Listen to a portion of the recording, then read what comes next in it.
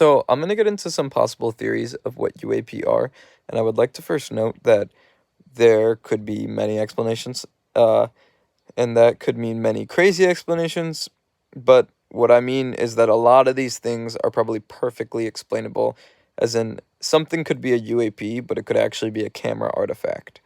Now, the first theory I'm going to talk about is one I find interesting, and there's so many theories, but this is what I'm going to go with. Dr. Gary Nolan is a pretty renowned immunologist that worked with the government at one point with people who were allegedly exposed to damage with close encounters of UAP. Um, and they had rotting brain tissue and like dead matter, and it was a study he did where he had some findings.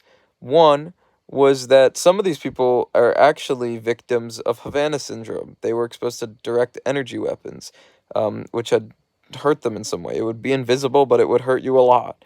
And in other ways, he found that the people who he couldn't rule out as Havana syndrome all seem to have a larger part of their brain.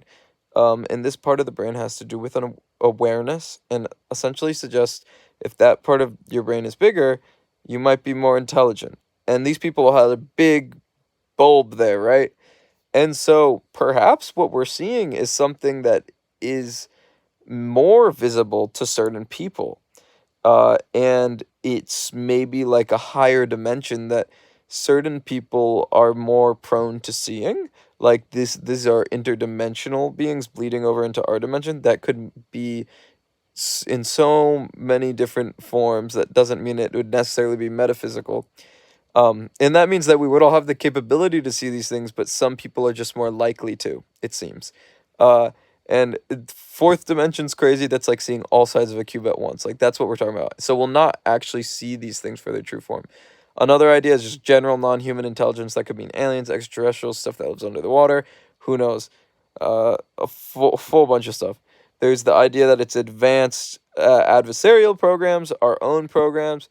There's the idea of plasmoids and other like weather phenomenon that we don't know about yet. But plasmoids is really interesting because plasmoids could be a form of pre-life, which I don't know how to really iterate that in the time I have left in this short. But plasmoids are essentially clumps of plasma or like ball lightning that seems to be intelligent or conscious. Those are just a few of so many theories. Time travelers is a theory. Some of them are more ridiculous and out there, but who knows?